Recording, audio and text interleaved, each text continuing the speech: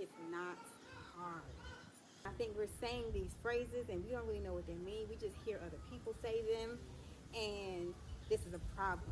Right, and whenever we're talking about any cultural institution, it's important that we begin from the base of self-definition.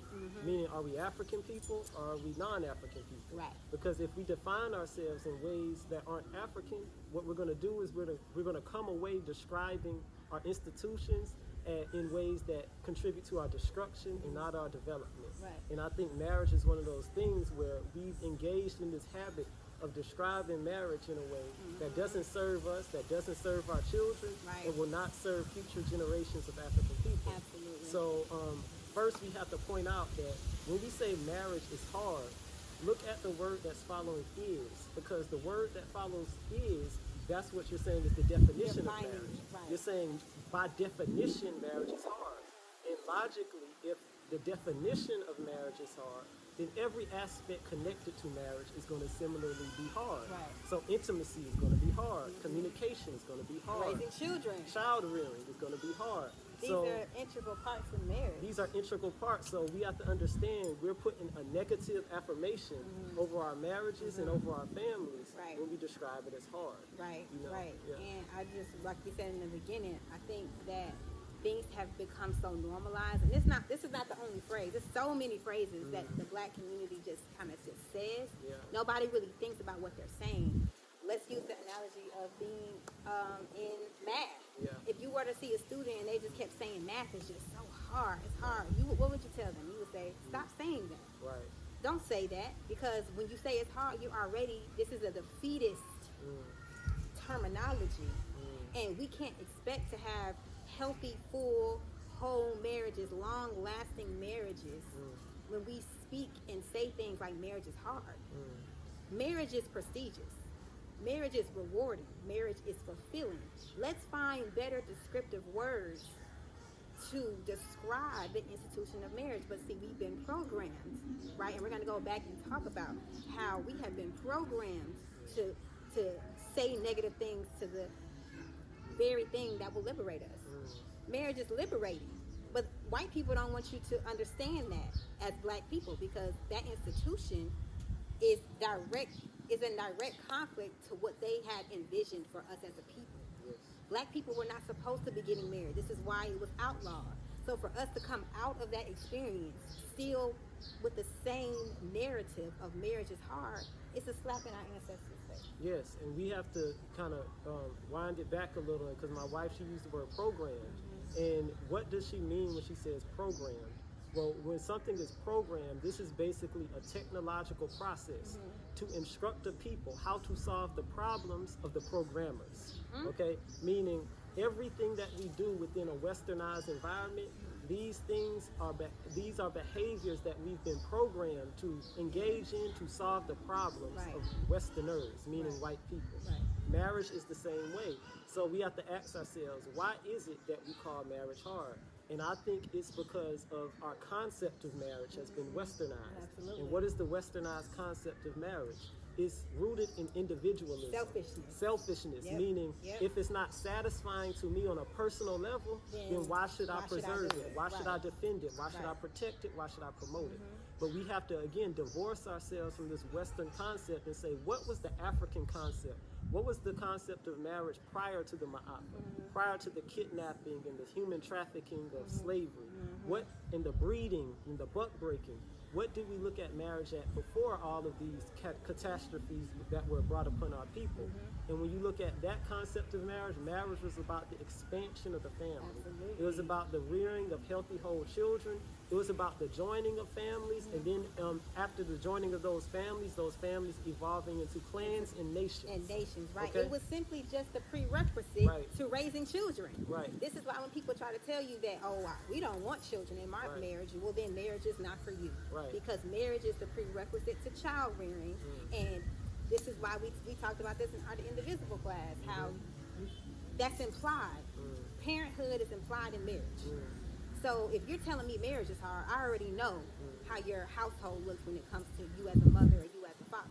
Yes, and this goes back to a theme that we often push, which is marriage is not just an institution for the husband and wife, but it's an institution for the collective. Meaning your marriage should be feeding your people, it should be inspiring your people, it should be teaching your people. And in that vein, every marriage also requires a mission statement attached to it, so that you can have a long-range vision about what you want for your family, what you want for your children, and what you want for the subsequent generations. And when we have our marriages, we have vows. Vows, though, are only confined to the husband and wife. And we have to ask ourselves, what overarching system do we have so that the vows can be secured on another level? And that is what a mission statement does. The mission statement says my marriage is not just for what happens within my home, but it's what happens within all the homes. It's what happens within all of the, relationships, that are coming after. How are we modeling what the principles of manhood and womanhood are? How are we modeling what the principles of motherhood and fatherhood are? Absolutely. This is all implied in the institution of marriage from an African perspective. Absolutely. And that's crazy. I love that you brought up about the vows, because essentially what's happening is people are getting married and they say their vows and they're all beautiful and great.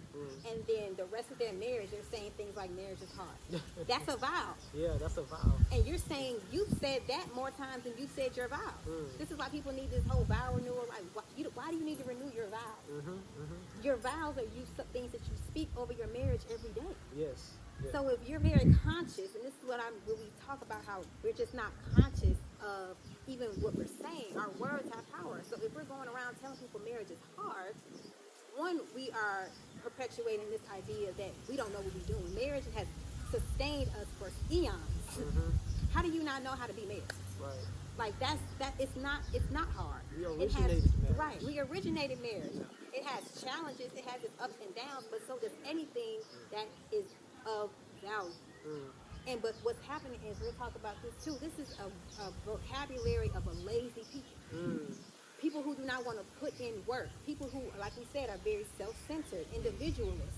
And if it's not an instant satisfaction, then automatically it's hard. It's waking up at 3 a.m. and going to the gym and putting your camera up on the thing to record you squatting in front of it. Was that hard? For me, I can't wake up that early, so that sounds hard to me. Right. Snapping your body back after you went through 9 months of pregnancy and postpartum, a year and a half of perinatal period. Right. Going to school and get a doctorate. Being in school for 7+ years. Yeah. That sounds hard and draining. Yes. But I don't see people saying that's hard. Because the society has conditioned you and told you that that's a value and that marriage is not a value. So we can talk negative about marriage, but we're not going to talk negative about this HBCU that we went to. Yes. And that's an aspect of programming.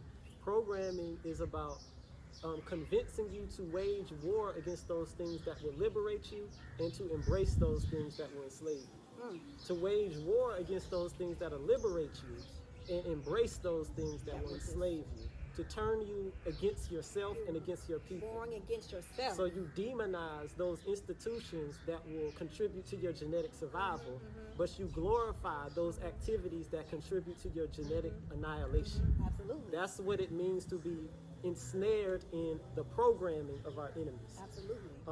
And I want to get to another point, because essentially the subtext of what we're talking about right now is we're talking about short-term logic versus long-range vision. Yep. Short-term logic versus long-range vision. This is that instant gratification. This is the instant gratification. So if you're living in a westernized environment, you live in a culture of instant gratification. This is the culture of consumerism. This is the culture of get it now before it sells out. This is the culture of Black Fridays. This is the culture of Cyber Mondays. This is the culture of holidays like Christmas and Valentine's and Easter and Mother's Day and Father's Day, to push you on this hamster wheel of consume, and you never have a moment to pause and reflect on what is the underlying meaning of all this. Why am I doing this? Did my ancestors do this? Do we have proverbs that glorify what I'm doing right now? All of these questions are lost in a culture of instant gratification. So what we're arguing is, in order to appreciate the prestige of marriage, you have to learn how to adopt the philosophy of delayed gratification. Meaning what we're doing today may not be easy, it may not be pleasurable, it may not be satisfactory, but my long-range vision says that my children are going to have it better than me, and their children are going to have it better than them. So we're preparing for a long-range project. You know, anytime you build a nation doesn't develop overnight, and it doesn't have goals for tomorrow. They have goals for the next generation and the generation after that. And this is just an attribute of all self-preserving people. Self-preserving people, they think beyond tomorrow. They do. You know, and I think in our Visionary. marriages, We're not visionary. we're at not all. visionary, and our marriages show this lack of visionary ability, because we're just thinking about, how can I get my next fix? How can I get my next thrill? How can I spice up my marriage with date nights? How can I date How my can I? marriage? How can I? You know, rekindle my marriage through sex? Yeah. You know, as if sex is like the be all end all to all intimacy. How do we practice intimacy on an intellectual level? How do Exactly. we communicate in a way that is challenging each other to evolve beyond the mundane realities of Western living? You know, how are we connecting to our Creator in different ways? Exactly. These are all ways that we have been bamboozled into disowning, because again, that conflicts with the system of the program. Yep. You know? It conflicts Yeah. directly. And really these terms, and we have this in our notes as well, this specific term, marriage is hard, was birthed from a older generation of people Yeah. who were telling us that how to view marriage. And you can see that our parents were saying this terminology, and it affected us. And this is why so many people in our generation are not married. We have so many single people in our generation because we were being programmed from older people who had been married for 20, 30, 40 years, telling us that marriage is hard. And you have to ask yourself, well, if you've been doing this for 30 years and it's still hard, you should be an expert, right? Yeah. In any other arena, if somebody has told you, I have 30 years experience on this, on this thing, you would be like, oh, well, you're an expert. I trust you. I don't even need to know whether you're good at it or not. Just the fact that you've been doing it for 30 years makes you an expert. But notice, when we talk about marriage, people, at what point is it not hard? That's what I would like to know. Right. At what point? And like we said, you should be a master at this point. You should have mastered the art of complementarity. And it's not that hard because we're doing it. And I'm not saying it's easy, but I would never say it's hard. Right, as a definition. As a definition. Right. That's blasphemous. Right. And I think also we have to address, because Mama Jahid, she pointed out something very interesting, and it's in regards to the intergenerational nature of the problem we're dealing with. Our grandparents' generation, this was a generation, at least most of us, that was coming into integration. Meaning they were coming into a reality where they shared space routinely with whites. In sharing that space with the whites, they also adopted white child rearing practices. Yeah. So what is the white child rearing practice? In one word, spoilage. Okay, this is a term that Walimu Baruti has popularized. So spoilage is basically this idea that you don't rear your children by investing in them psychologically, emotionally, spiritually, and building them up to be men and women. No, you pass them off onto white technology. You buy them whatever they want. And what this spoilage does, you feed them whatever. What this spoilage creates is it creates this idea that any sacrifice is always a liability. Meaning you don't look at sacrifice as an intrinsic aspect of those things that are worth doing. So even if you're spoiled as a child, when you become an adult, and the sacrificial aspect of marriage starts to present itself to you, you respond like the child who has to choose between getting one thing and the other instead of getting both. You see, so what we're saying is part of marriage is intrinsic to marriage is this concept of sacrifice. Because when you sacrifice, what you're doing is you're creating space for joy to enter your life later on. You see, you're creating space for stability, you're creating space for expansion, and you're creating space for spiritual wholeness. And for your children to life, and for your children to return the favor. So it's a reciprocity, it's a rhythm to this process. And we don't understand that rhythm and reciprocity, again, because we're living in the paradigm of our enemies. We're living in the culture and the reality of our enemies. So a lot of this, and I like to re-emphasize this, is we have to re-Africanize ourselves. We always gonna go back to this. We have to re-Africanize ourselves, because to re-Africanize yourself is to mentally rehabilitate yourself. to undo the effects programming. of the programmer. Yeah. You see, to destroy the programmer. Yes. Not just the programming, but the programmers Right. as well, Right. meaning the people who are responsible for the state of crisis we That find we ourselves find in. ourselves in. So another aspect of using this phrase that marriage is hard is it deflects attention away from the society that's perpetuating these patterns of dysfunction that makes aspects of our marriage hard. So for example, your marriage is going to be hard if you're working at a corporation that incentivizes you to be single. You know, your marriage is going to be hard if you have no maternity leave and you have to go back to work even though you should be at home breastfeeding. Your marriage is going to be hard if your men are being inundated with imagery of oversexed women, inundated with alcoholism, inundated with, you know, all this propaganda that's telling them that their value is only in how much money they can bring home. All of this are attributes of Western society that make marriage hard. But notice nobody says Western society is making my marriage hard. What they say is our America is making my marriage hard. What they say is marriage is hard. So you're trashing the one institution that could liberate you from your oppressors while ignoring the oppressor who's making that institution unviable for you and your family. It's crazy. This is a product of programming. So what we need to do is de-Westernize our marriages and re-Africanize our marriages and then develop a new phrase. And this new phrase is marriage in America is hard, not marriage is hard. Because if marriage in and of itself were hard, we wouldn't be here today. We are here as the byproduct of generations of Africans who rejected the notion that marriage is hard. Right. They saw marriage as a sacred rites of passage that initiated them into the prestigious positions of motherhood and fatherhood, of stewardship and warriorhood that they could then use to protect their children and their children's children and then protect the entire family's ancestors.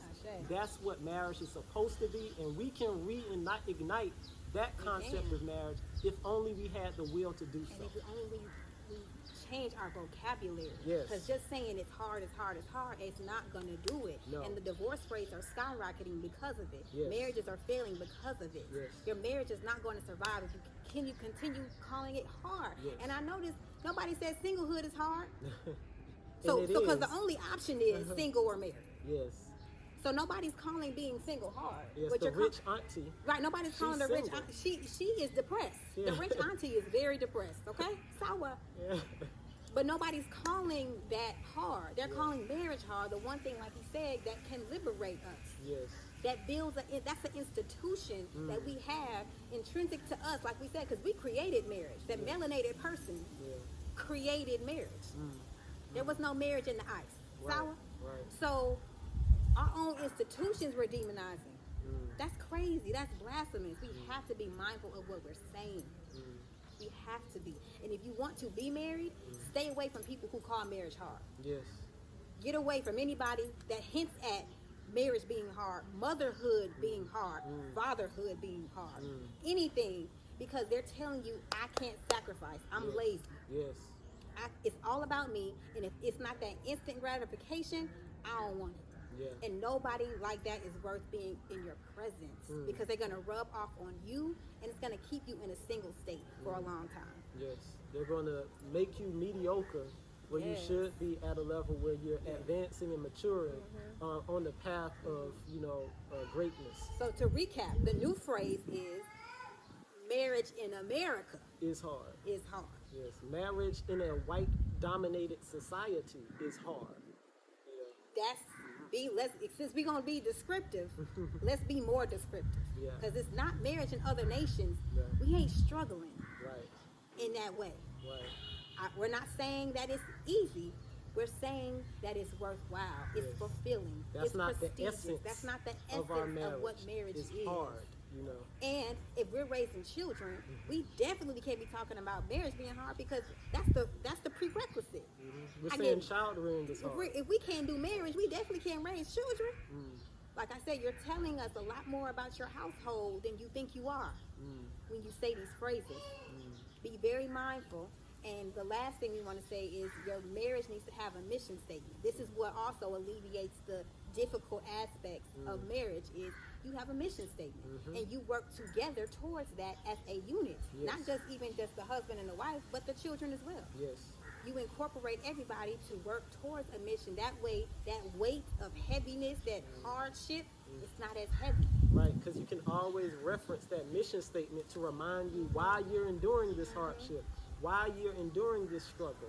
Because intrinsically, there's something worthwhile about this project that I'm willing to accept this sacrifice. I'm willing to accept going without for this season because I see in the future that there's something waiting for me that redeems all of this. You see, that's the purpose of the mission statement.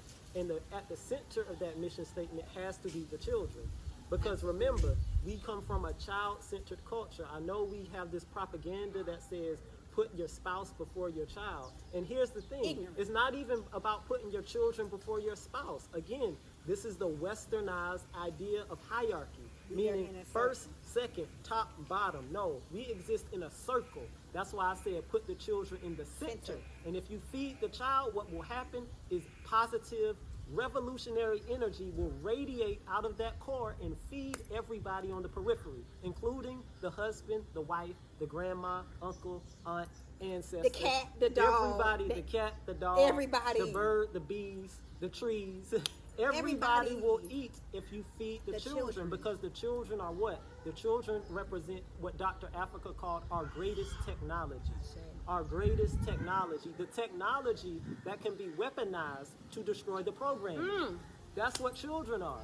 They're the technology we can weaponize to destroy the programmer. So at the center of our mission has to be the children. Not building an empire, not money, not getting the bag, not becoming a power couple. These are all what? Evidence of programming. So again, return to that African core that simplified it and says, unless we're pouring into our children, we have forfeited our right to existence. We have forfeited our right to enter the realm of the ancestors. Okay, that's what it's about.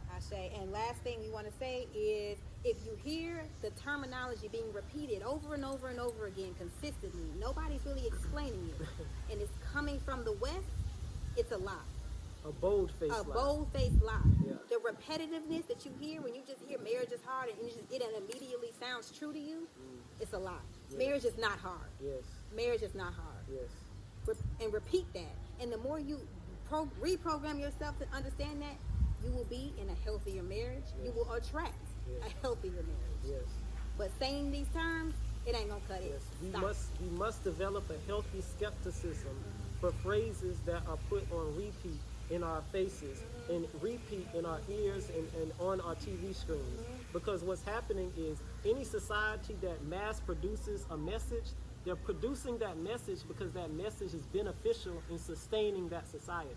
So unless you're comfortable with the society as it is, I suggest you dispose of all the messaging that the society is giving you. And one of the core messages that they're giving you is that marriage is hard, that marriage is a burden, that marriage is a liability. That children are burdens. That children are burdens. And as African men and women, we're telling you those are bold-faced lies that you should work to destroy in your brain and replace those lies with truths like marriage is sacred, children are our greatest technology, and the man and the woman form a complementary pair that is needed to defeat the terror of white world domination. Ashe. Ashe.